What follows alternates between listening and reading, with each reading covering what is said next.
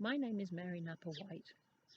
Welcome to this video, part of the community group Folks Kindful Cafe project, sharing the folklore of Shropshire. So get yourself a cuppa, watch, and join in by posting on our Facebook page.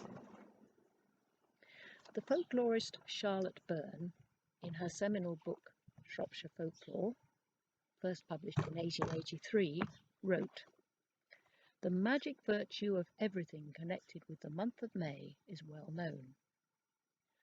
From very ancient times, the beginning of May was celebrated as one of the 4 cardinal points of the year. It marked the start of summer and was a great festival of growth and fertility for crops and animals and people. Much of the folklore and custom associated with May has echoes of this ancient pagan festival. In medieval times, young and old would go out into the woods, sometimes all night, sometimes very early in the morning, and come back with much singing and laughter and joyfulness, carrying branches of greenery to decorate the outside of houses. Later, Protestant clergy railed against this custom and muttered darkly about immoral goings-on in the woods at night. Charlotte Byrne describes an alternative version of decorating the houses with greenery using marsh marigolds, which are also known as Mayflowers. She writes, "On May Day, every house in Edgemont used to be adorned with a bunch of these flowers, hung, stalk uppermost, on the doorpost, where they remained withering for 2 or 3 days.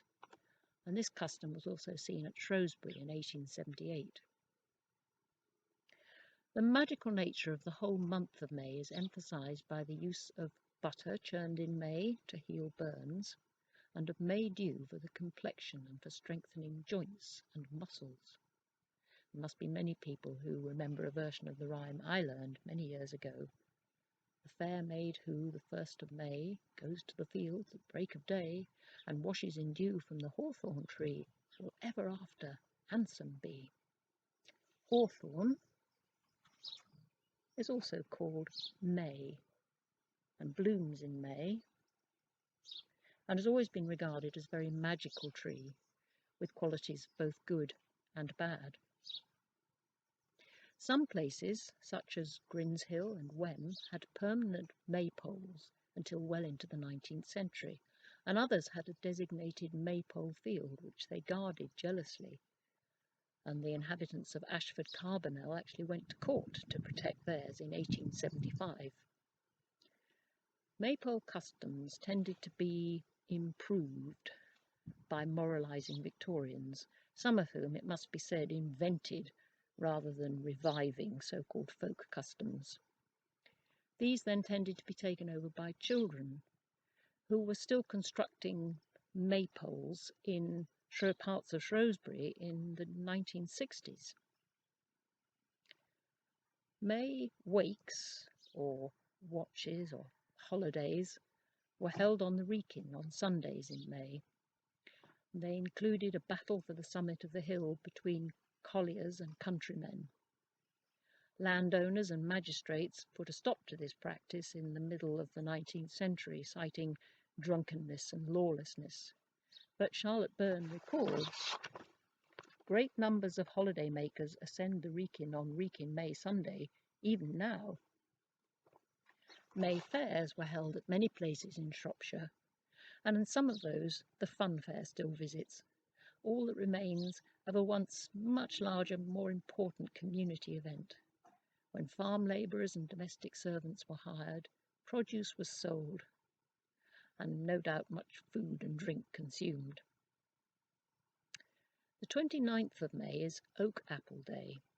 Not exactly a folk custom, because it was actually instituted by Act of Parliament in 1660 to commemorate the occasion when the future King Charles II hid in the Boscobel Oak after the Battle of Worcester.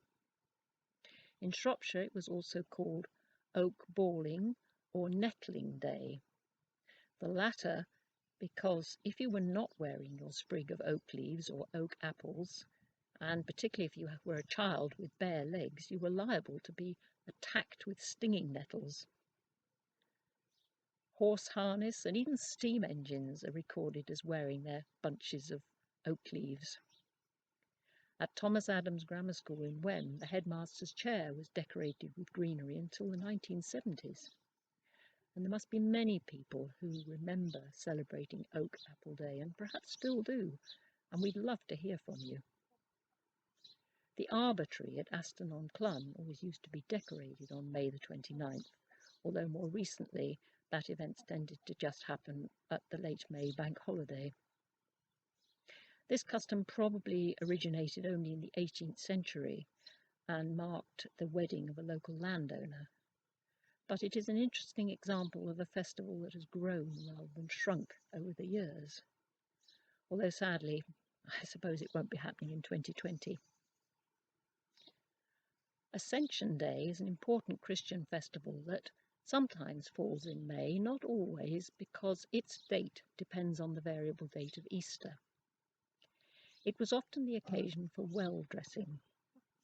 The Holi Well at Rorrington was dressed with greenery and flowers and rushes. There was a procession to the well.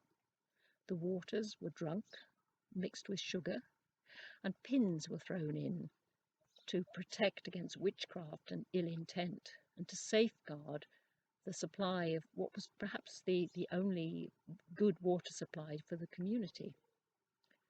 Later, this event became a more general holiday known as the Holi Well Wakes, when there was singing and dancing and the eating of special buns marked with a cross, rather like the ones we eat on Good Friday. And Holi Well, of course, was a corruption of Holi Well. So, that's just a glimpse of some of our Shropshire May customs. Thank you for watching. Please post your comments and images on our Facebook page, and look out for the next in this series of videos made possible through National Lottery community funding. Thanks again.